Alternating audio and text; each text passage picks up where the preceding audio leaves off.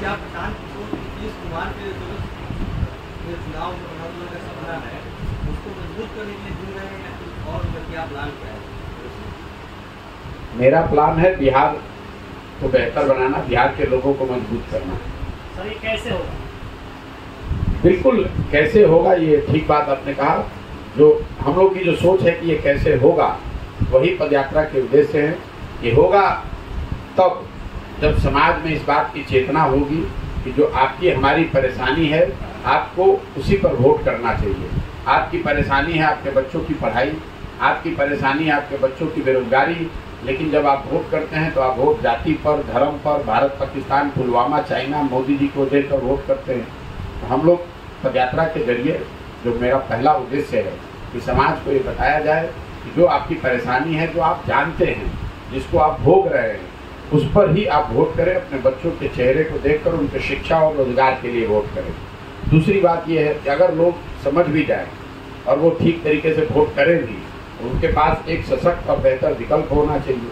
और हम लोग की ये सोच है कि वो विकल्प किसी व्यक्ति और परिवार का नहीं होना चाहिए, किसी जाति विशेष का नहीं होना चाहिए, वो विकल्प समाज का होना चाहिए। इसीलिए पदयात्रा का दूसरा उद्देश्य ये है कि समाज की मदद से एक नई राजनीतिक विकल्प की व्यवस्था की जाए, ताकि इसमें समाज के सभी लोग मिलकर एक दल बनाएं और उसको मिलकर लोकतांत्रिक तरीके से चलाएं। और तीसरी बात, अगर लोग तैयार भी हो जाएं, एक बेहतर विकल्प बन भी जाएं, वो चुनकर आ भी जाएं, तो उनके पास बिहार को विकसित या समृद्ध बनाने का एक सोची समझी बेहतर योजना होनी चाहिए। तो पदयात्रा का तीसरा उद्देश्य है कि जमीन से विषयों को समझकर सारे सुझावों को एक साथ समाहित करके अगले 10 साल में बिहार को देश के 10 अग्रणी राज्यों में शामिल कराने की एक सोची समझी रणनीति बनाई जाए, एक योजना बनाई जाए। इन तीनों चीज़ों के समायोजन से लोगों में जन चेतना से, जन जागृति से, कि लोग अपने बच्चों के चेहरे को देखकर उनके शिक्षा और रोजगार के लिए वोट दें, सही लोगों का एक राजनीतिक विकल्प बने, और तीसरा उनके पास काम करने के लिए एक सोची समझी रणनीति और एक योजना हो। इन तीनों चीज को एक साथ लाकर ही बिहार को सुधारा जा सकता है। सर वादा चुनाव से पहले तो सब कोई करता है, लेकिन कुर्सी मिलने के बाद सब कोई फिसल जाते हैं। और आपको भी अगर आने वाले चुनाव में अगर कुर्सी मिल भी गया, बिहार के जनता ने आपको दे भी दिया, तो आप भी वही करेंगे जो लालू जी और नीतीश कुमार जी करते हैं। बिल्कुल ठीक बात है। ये आपका स्टेटमेंट है, ये आपका सवाल है। सवाल है तो बिल्कुल आप ठीक कह रहे हैं कि अगर हम पर भी आप भरोसा करेंगे तो ये संभव है कि आपको धोखा मिले। इसीलिए जनसुराज में प्रशांत किशोर ने कोई दल नहीं बनाया है, प्रशांत किशोर ने अभी तक कोई वादा नहीं किया है। प्रशांत किशोर ये कह रहे हैं कि अगर आपको सुधरना है तो आप अपने लिए खड़ा कीजिए। आप पत्रकार हैं, आप वहाँ कुर्सी पर बैठ जाइएगा तो आप भी धोखा कर सकते हैं। लेकिन अगर सारे लोग वहाँ पर बैठे रहेंगे, सबकी सरकार होगी, सब तो एक दूसरे को नहीं, अपने आप को धोखा नहीं देंगे, तो आप भी उसमें शामिल रहिएगा। तो ये सुनिश्चित कीजिएगा कि धोखा ना हो आपके साथ। बोलते हैं कि मैं राजनीति में सक्रिय नहीं, मैं सिर्फ पदयात्रा कर रहा हूँ। 180 दिनों में आपने जाना था कि यहाँ पलायन और बेरोजगारी सबसे बड़ा मुद्दा है। आप तक बिहार जैसे गरीब राज्य की 400 करोड़ रुपए आप खर्च कर रहे हैं पदयात्रा। एक अनुमानता लोगों की बात है, ग्रामीण क्षेत्र में बातें आ रही है, आपके समर्थन से 2-3 एमएलसी के प्रत्याशी भी आ जाएंगे चुनाव, उस पर कुछ पता चले आप? देखिए, पहले तो आंकड़ों की बाजीगरी दैनिक जागरण को ज्यादा है, क्योंकि आप लोग बहुत बड़े पत्रकार समूह से आते हैं, तो आपको 300-400 करोड़ तो आप ऐसे कह रहे हैं जैसे 3-4 रुपए की बात कर रहे हैं। 300-400 करोड़ रुपया कितना होता है, बिहार में बहुत कम लोग हैं जिनको उसका अंदाजा भी होगा कि 300 करोड़ रुपया होता कितना। आपने कह दिया कि पदयात्रा पर 300-400 करोड़ रुपए खर्च हो रहे हैं। अगली बार जब आप नीतीश कुमार और तेजस्वी से मिलेंगे तो ये, और या किसी भाजपा के नेता से मिलेंगे, तो मेरा आपसे अनुरोध ये होगा कि जरूर उनसे पूछिएगा कि 300-400 करोड़ अगर पदयात्रा पर खर्च हो रहा है तो उनकी पार्टियों को चलाने पर कितना खर्च होता है, वो पैसा आता कहाँ से है। मैं चाहूँगा कि दैनिक जागरण उनके जवाब को भी छापे। अगर आपका सवाल ये है कि पदयात्रा करने के लिए पैसे कहाँ से आ रहे हैं, तो वो मैं उसका जवाब आपको दे देता हूँ। कितना पैसा आ रहा है हमको आपको बताने की जरूरत नहीं है, और ना आपका कोई उसका हक है पूछने का, क्योंकि आप कोई भी फिगर ऐसे डाल दिया 300-400 करोड़ रुपया। 300-400 करोड़ का तो हमने जिंदगी में देखा नहीं है। आपको पता होगा तो आप सवाल पूछ रहे हैं। दूसरा, आपने कहा कि राजनीति की बात नहीं कर रहे। किसने कहा? मैं पहले दिन जब 2 मई 2022 को आकर यहाँ घोषणा की है, तभी मैंने कहा है कि ये समाज के जरिए एक नई राजनीतिक व्यवस्था बनाने का प्रयास है। राजनीति शब्द उसमें शामिल है। मैंने सिर्फ ये कहा है कि दल बनाने का तरीका जो आप जानते समझते हैं उससे अलग तरीके से दल बनाया जाएगा। इसमें कोई एक नेता, कोई एक व्यक्ति आकर दल नहीं बनाएगा, बल्कि समाज के लोग मिलकर दल बनाएंगे। अब आपको वो बात समझ में आती नहीं है तो आप अपने हिसाब से कहते हैं भैया दल तो बनबे न करेगा, खाना तो बनबे न करेगा, लेकिन खाना आप कैसे बनाते हैं इस पर निर्भर करता है ना। खाना तो सब बना रहे हैं। आपने कहा कि जन सुराज के समर्थन से एमएलसी प्रत्याशी आ गए। भैया यहाँ पर मैं रोज अपने मन से कहता हूँ कि बिहार तब सुधरेगा जब हजारों अच्छे लड़के वार्ड सदस्य जीत कर आएंगे, मुखिया सरपंच बन कर आएंगे। तो मुखिया सरपंच और वार्ड सदस्य तो किसी दल पर चुनाव नहीं लड़ते हैं, लेकिन जन सुराज की मुहिम ही यही है कि आप अगर पत्रकार हैं, कल आप सोचते हैं कि आप जिला परिषद बन के या मुखिया बनकर समाज की सेवा कर सकते हैं, तो आप लड़िए, जन सुराज आपकी मदद करेगा। ये कोई आप डिस्कवरी करके नहीं लाए हैं, आपकी खोजी पत्रकारिता का ये नतीजा नहीं है कि आप कोई ढूंढ कर लाए हैं सनसनीखेज खबर बनाने के लिए। जन सुराज से जुड़ा हुआ कोई भी व्यक्ति, समाज का जुड़ा हुआ कोई व्यक्ति जो अपने आप को सही व्यक्ति समझता है, वो चुनाव की प्रक्रिया में आए तो जन सुराज इस प्लेटफॉर्म से उसकी मदद के लिए खड़ा होगा ताकि वो लोग जीत कर आए। हम लोग ये मान कर चलते हैं कि जो राजनीति है वो विधायकों और विधायकों के लड़कों का प्रेरोगेटिव नहीं है, खाली विधायक और मंत्री का लड़का ही विधायक बनेगा ऐसा आप समझते हैं। आप दैनिक जागरण के पत्रकार हैं, आपने लिखा कि भाजपा ने अभी जो अपना अध्यक्ष बनाया है, उनके पिताजी शकुनी चौधरी, ये पहले आरजेडी में थे, उसके बाद बेचारे नीतीश कुमार के सरकार में थे, उसके बाद मांझी जी के भी सरकार में थे, अब भाजपा का भी चेहरा उन्हीं के लड़के बनेंगे। अब पूरे बिहार में सिर्फ विधायक और विधायक के लड़के ही बचे हुए हैं। यही बात हम लोग रोज उठा रहे हैं कि लोग जिन आप समझते हैं कि आप परिवर्तन ला रहे हैं नेताओं को हरा के, मैं कह रहा हूं कि नेता तो वही है, सिर्फ उसका दल और उसके झंडे का रंग बदला हुआ है। जो लोग पहले लालू जी के साथ थे वही उछलकर नीतीश कुमार के साथ आ गए, वही लोग उछलकर भाजपा में आ गए, तो उसमें नया क्या है? तो बिहार में नेताओं और नेताओं के परिवारों का जो राजनीति पर वर्चस्व है, एकाधिकार है, उसको तोड़ना जन सुराज का एक मुख्य उद्देश्य है। तो जो लोग भी जन सुराज के अभियान से जुड़े हुए हैं, वो एमएलसी लड़े, एमएलए लड़े, एमपी लड़े, विधायक मुखिया लड़े, हर जगह उनके साथ खड़े हैं। हम रोज गांव-गांव में जाकर कह रहे हैं कि आप चुनाव लड़ने की चिंता छोड़कर आइए, राजनीति में आइए, अपने बच्चों के लिए आइए, जन सुराज आपकी मदद करेगा। इसमें कॉन्ट्रडिक्शन क्या है? एक सवाल सर मेरा है, मैं न्यूज़ नेटवर्क से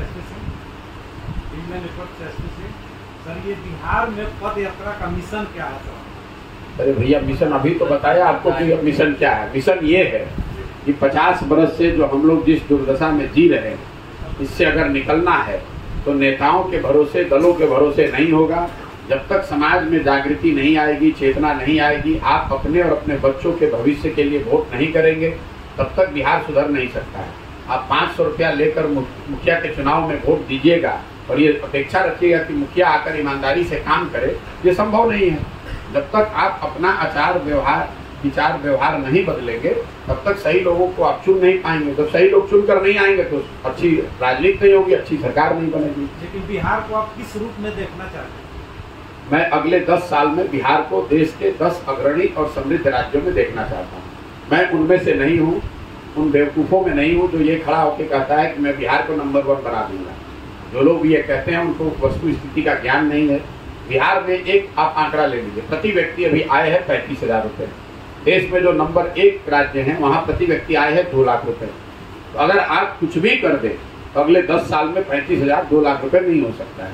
और अगर आप 2 लाख तक पहुँच भी जाएं तो 2 लाख रुपए प्रति व्यक्ति आय वाला राज्य कोई बैठा तो नहीं रहेगा, वो भी आगे बढ़ जाएगा। लेकिन जितनी भी मॉडलिंग हम लोगों ने करी है, विशेषज्ञों से बात करी है, जो योजना हम लोग बना रहे हैं, उसमें बिहार को 10 अग्रणी राज्यों में जरूर लाया जा सकता है। अगर 10 अग्रणी राज्य में भी आ गए तो बिहार में आज जो 35,000 रुपये प्रति व्यक्ति आय है, ये करीब 10 वर्ष के बाद बढ़ के 3,20,000 से ज़्यादा होनी चाहिए। 10 गुना, 8 गुना, 10, 15 गुना अभी से अगर आपका ग्रोथ होगा, तब आप टॉप 10 में आएंगे। टॉप पर पहुंचना तो बहुत आगे की बात है, क्योंकि पिछले 60-65 वर्ष से हम लोग पीछे छूटते जा रहे हैं और इतने पीछे चले गए हैं कि अब एक दिन में आप नंबर 1 नहीं बन सकते। लेकिन सर, आप राजनीति में कितने दिन से? राजनीति में कितने दिन से हैं? 2 मई 2022 को आकर हमने घोषणा की है और तब से हम बिहार में काम कर रहे हैं। इसके पहले भी तो आप राजनीति में थे, किसी न किसी पार्टी के साथ। बिल्कुल थे। फिर भी आज आपको बिहार क्यों याद है? बिल्कुल, जब हमारी क्षमता होगी। आज आप पत्रकारिता क्यों कर रहे हैं? जब पढ़ाई कर लिए होंगे, पत्रकारिता की डिग्री मिल गई हो, किसी ने नौकरी दी हो, तभी तो पत्रकारिता कर रहे हैं। जब पैदा हुए उसी दिन पत्रकारिता क्यों नहीं करने लगे? भाई जब हम बता रहे हैं, आप घबराइए नहीं, हम कोई मुख्यमंत्री प्रधानमंत्री के लड़के हैं नहीं। हमारी जब पहचान होगी, हमारी जब क्षमता होगी, तभी तो हम आकर प्रयास करेंगे। हम मुख्यमंत्री के लड़के तो है नहीं कि पैदा हुए और हमने दावा ठोक दिया कि अब हम ही बिहार के नेता है, बिहार के लोग को हमको जानना सुनना समझना चाहिए। आज आप जाते हैं तेजस्वी यादव का इंटरव्यू लेने, तेजस्वी यादव यहाँ आएंगे तो आप जाइएगा दौड़ के। क्यों जाइएगा? क्योंकि वो लालू यादव के लड़के। अगर कोई उन्हीं के उम्र का लड़का, 30-32 साल का कोई यादव समाज का लड़का या कोई दूसरे वर्ग का लड़का जो 10वां पास नहीं किया है और बिहार में राजनीति करना चाहता है, वो अगर आपको बुलाएगा पत्रकार वार्ता के लिए तो आप जाइएगा? आप तो उसको पूछिएगा भी नहीं। तो आप या समाज उन्हीं लोगों से बात करता है, उन्हीं लोगों की बात सुनता है जिनकी कुछ पहचान है। मेरी वो जो मैंने 10 साल काम किया है, मेरी वही पहचान है। किसी का गला नहीं काटा है, चोरी बदमाशी नहीं की है, ईमानदारी से, अपनी बुद्धि से, अपनी शक्ति से, अपने पराक्रम से, अपने परिश्रम से अपने लिए जगह और नाम बनाया है। जब मुझे ऐसा लगा कि मेरे पास वो क्षमता आ गई है, मेरे पास वो अनुभव आ गया है कि मैं अपने राज्य के लिए कुछ प्रयास कर सकता हूँ, तो मैं वापस आया हूँ और 2 मई 2022 से आकर इस काम को शुरू किया है और ईमानदारी और शुद्धता से करने का प्रयास कर रहा हूँ। अब कितने दिन से राजनीति में है, कितने दिन से नहीं है, ये घोषणा आपको ज्यादा पता होगा। लेकिन सर हम लोग सुनते हैं कि बहुत दिन से कभी भाजपा को भी जीता है, नीतीश जी को भी जीता है, मुलायम सिंह को भी जीता है। सवाल क्या है आपका? सवाल है कि आप बहुत दिन पहले से और जिस पार्टी के साथ जुड़ते हैं उसको जिताते हैं। हाँ, तो ये तो बात सबको मालूम है, इसमें मतलब सवाल क्या है आपका? भाई 2001 मैं आपको आपकी जानकारी ठीक कर देता हूँ। आप 2-3 ही नाम बता रहे हैं। 2011 से लेके 2021 तक मैं 11 चुनाव से जुड़ा रहा हूँ और देश के बहुत बड़े बड़े नेताओं और दलों के साथ काम किया है और जहाँ पर भी अपॉर्चुनिटी मिली, जहाँ पर भी काम करने का अवसर मिला, वहाँ काम किया। इसमें नई बात आप क्या बता रहे हैं? ठीक है भैया, बहुत बहुत सवाल है सर, आपने जो भी सर आज जो भी आपने बताया केंद्र और बिहार जो योजना चल रही है सर, आपने बिल्कुल कोई हवाई बात नहीं की। आपने जो भी बताया वो 100 आने सत्य है। जो कमीशन की आपने बातें करी, जो क्लियर अनाज कम देता है, हकीकत है सर। स्थानीय जमीन से भी आपने बातें करी। एक स्थानीय सवाल है, छपरावासी होने के नाते पीके से हम क्या आशा रखें कि हम यहाँ छपरा जिस नाम से जाना जाता था उद्योग के लिए, चीनी मिल कुछ इस तरह से लगा है, लेकिन वहाँ स्थानीय लोग कुछ नहीं मिला। जैसे मढ़ौरा में आपका रेलवे प्लांट लगा, फिर लोको प्लांट लगा, फिर आपको विद्यापुर प्लांट लगा, लेकिन स्थानीय लोग की भागीदारी कुछ उनको फायदा नहीं हुआ उससे। देखिए, आप मेरे से छपरा के लिए क्या एक्सपेक्ट करें उस पर आए। इससे पहले मैं आपको फिर एक बात दोहराना चाहता हूँ कि ये जो मढ़ौरा का एरिया है जहाँ 4-5 बड़े कारखाने होते थे, वो जो बंद पड़े हुए हैं, ये बंद पड़ा हुआ है। ये किसी प्रशांत किशोर की वजह से या प्रशांत किशोर के न आने से ये सुधरेगा, न प्रशांत किशोर के वजह से बंद पड़ा हुआ है। आपने चूंकि एग्जाम्पल दिया है, इसकी वजह क्यों? इसी मढ़ौरा चीनी मिल से देश के प्रधानमंत्री रहते हुए, प्रधानमंत्री बनने के क्रम में नहीं, ध्यान रखिएगा, मोदी जी ने यहाँ 2014 में नहीं 2015 में प्रधानमंत्री रहते हुए मढ़ौरा में ये घोषणा की थी कि यहाँ चीनी मिल को चालू किया जाएगा, यहाँ के फैक्ट्रियों से धुआं निकलेगा, तभी मैं वापस आऊंगा, वोट मांगूंगा। मोदी जी ने ये कहा, उन्होंने सही कहा गलत कहा ये समस्या नहीं, समस्या की वजह नहीं है। समस्या की वजह ये है कि आगे 2019 में और 20 में फिर चुनाव हुए, एक लोकसभा का हुआ और एक विधानसभा का हुआ। वहां पर इसी मढ़ौरा की जनता ने, जो आज हमसे या किसी भी नेता या किसी भी दल से ये अपेक्षा रखती है कि आप ये मिल चालू करा दीजिए, इसी जनता ने उसी भाजपा को फिर से वोट दिया। तो आप एक और ये कह रहे हैं कि मढ़ौरा चीनी मिल बंद पड़ी हुई है जिससे आपकी बहुत परेशानी है। दूसरी ओर आप ये दूसरी बात आप ये कह रहे हैं कि नेता आकर झूठ बोल रहे हैं, कोई चालू नहीं करा रहा है। और तीसरा, उसी नेता उसी दल को जाकर बार बार वोट भी दे रहे हैं। यही इस अभियान का पूरा प्रयास है कि जब तक आप जो कह रहे हैं, जिस बात से आप परेशान हैं, उस पर आप वोट नहीं कीजिएगा तो फिर नेता को क्या डर है। मढ़ौरा में लोग मुझे मिले जो ये बता रहे हैं कि हम लोग धरना प्रदर्शन कर रहे हैं, तो मैंने उनसे ये पूछा कि भाई मढ़ौरा में अगर चीनी मिल चालू नहीं है या दूसरे फैक्ट्री बंद है तो यहाँ के एमपी को धरना देना चाहिए, आपके साथ उसको भी कंधा में कंधा मिला के चलना चाहिए। मिल चले न चले वो अलग बात है, कम से कम जनप्रतिनिधि होने के नाते उसको इस पर आवाज तो उठानी चाहिए। वो आवाज क्यों नहीं उठा रहा है? आवाज इसलिए नहीं उठा रहा है कि उसको मालूम है कि मिल चालू हो या न हो, जब चुनाव होगा तो जाति धर्म मोदी भारत पाकिस्तान के नाम पर आप वोट दीजिएगा ही दीजिएगा। तो मैं छपरा की जनता को या आगे बिहार की जनता को इतना ही बता सकता हूँ कि मैं ऐसे लोगों को साथ में जोड़ूंगा जो काम करें न करें, लेकिन आपके साथ इन बातों के लिए ईमानदारी से खड़े होंगे और उन लोगों को चुनकर आगे करेंगे जो आप सब आपकी नजर में इन बातों पर खड़े रहने के लिए ईमानदार हैं। देखिए, हर प्रयास जो आप करते हैं उसमें सफलता मिले जरूरी नहीं है, लेकिन प्रयास करने की दिशा में एक ईमानदार व्यक्ति हो, कोशिश होनी चाहिए, वो जरूरी है। संभव है कि जो आज से 40 साल पहले जो फैक्ट्री था आज उसका रेलेवेंस नहीं है, लेकिन एक प्रयास तो होना चाहिए।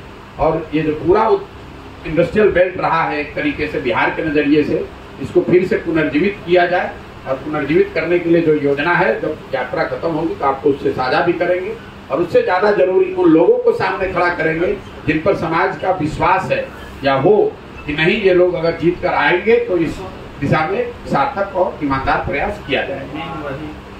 बहुत बहुत धन्यवाद।